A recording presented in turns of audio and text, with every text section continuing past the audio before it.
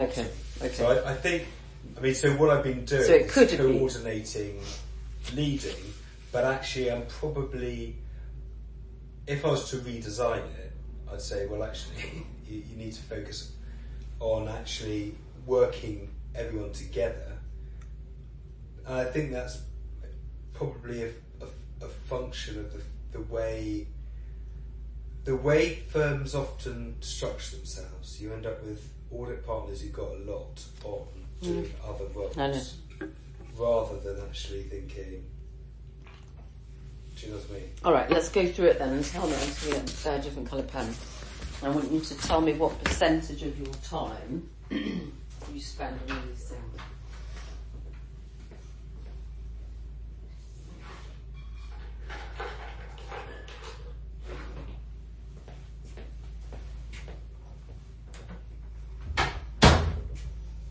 So, if we start with let's say the day job, which is the portfolio. Yeah. How much time do you spend on that? 70%. Okay.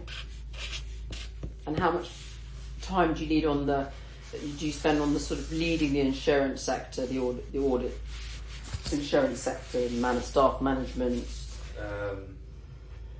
15%. Okay. I'd probably better up my other percent actually. Yeah. 75%. 75, 80. That's going up.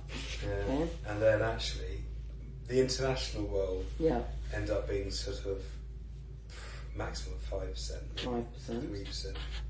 2%. Okay. And what about the, leading insurance across all the other sectors and services, the 150 people? Probably about 5%. Oh, we've said something like that. Yeah, a little bit too much. 70, yeah. 80, 95. Yeah, okay. But I get the picture. Yeah. Okay. But it probably shows that actually, shows the problem, isn't it, really? Yeah, it is really, isn't it? Yeah. Because, alright, so if you could only do one bit of it, what would you do? Probably start off with the international. Because I think that's really where the opportunity is. Exactly. It's building bridges. So why do you still have to do this? Because I've got a large portfolio.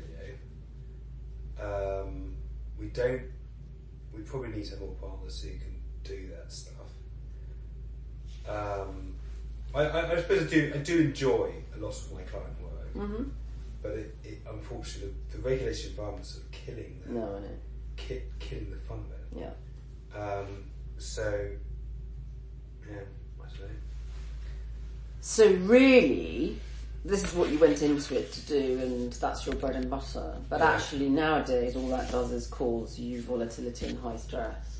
Yeah, I suppose for me, I enjoy the client interaction. I enjoy getting to know businesses and how they're doing, how they're succeeding, and all these other things. Yeah.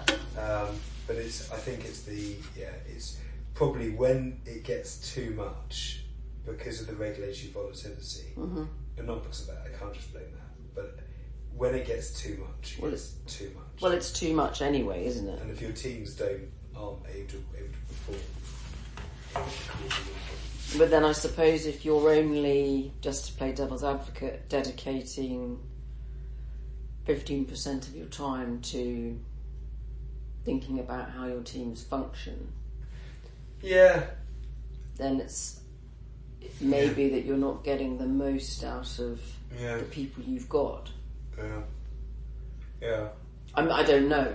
No, it's interesting. It is interesting because I've often seen. I think as far as if I look at other partners when they've done that in the past, a lot have spent less time. That's not a good thing, is it? Spent less time. Yeah. So doing what? It is interesting because audit partners are kind of expected to have big portfolios to deliver a lot. It's a slightly sort of old idea, isn't it?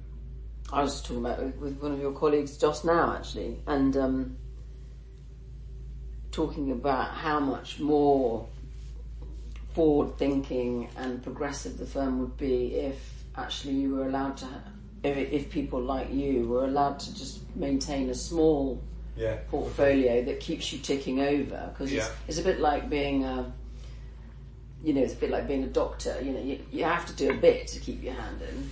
Yeah. But like a £3 million portfolio is like. Yeah. So okay. So what would you like this to look like? I suppose in some ways what I'd like to. I mean, I sort of did. I led an international call this morning, and actually, it's really good. Mm-hmm. It's great building bridges with other bits of the world. I would love to have a position where I was mainly doing the international stuff. Yeah. Doing probably one or two clients. Yes, that would be fine. And in some ways, as you say, to keep your hand in. Yeah. And also, just statistically, you're less likely to get the FRC coming after you if you've only got 1 to 2 clients, as if you've got, hundreds. Just like doctors, GMC comes after you if you're much more likely to get a GMC investigation if you've got 300 patients. Yeah. So what appetite is there within the firm for you to do something different? I've never asked. Yeah, and I don't know.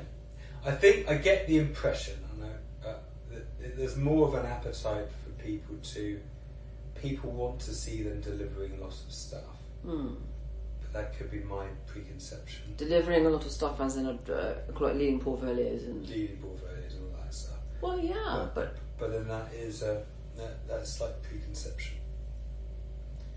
But you're like, sorry, I'm sorry to use the medicine analogy, but of course it's my world. You're like running the hospital, right? Yeah. If insurance is the hospital. Yeah. But as well as that, you're doing 8 clinics a week. Yeah. Now, when we have people run at the hospital, they do 1 clinic a month. Do you see what I mean? Because we say, look, you've got to keep your hand in as a cardiologist, otherwise you have no credibility. You can't be involved in all this insurance audit stuff if you're not doing a bit yourself. Yeah. But we would give you 1 clinic a month, one half day a month. Yeah. And what you're doing is 8 clinics a week, and then it's robbing you of the opportunity to develop these things, isn't it? Yeah.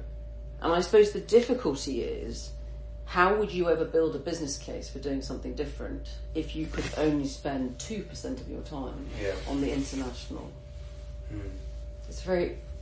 And I think what the problem within the firm, the network, is that actually on an international basis, the firm doesn't have international people. So there's not really a role for someone to have a lot of their employment paid for by the firm to do that international role, which I think is which is a weakness within how the network is structured.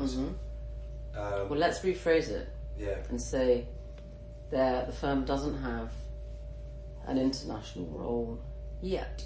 Yeah, exactly. Yeah, no, I think that's good. Yeah. Yeah.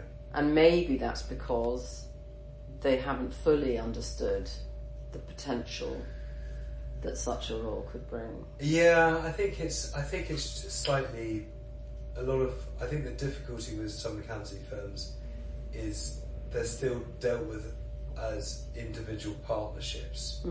So each individual partner is sort of expected has got to be paid for by one of the partnerships who want to get value, rather than actually a big corporate who says, right, we're going to invest in Vietnam, so we'll send in some guys in to do that. What you do is you buy a little practice or get a little practice within that to join your network and see if you can help it grow, which is a very much more uncoordinated way of doing it. Okay.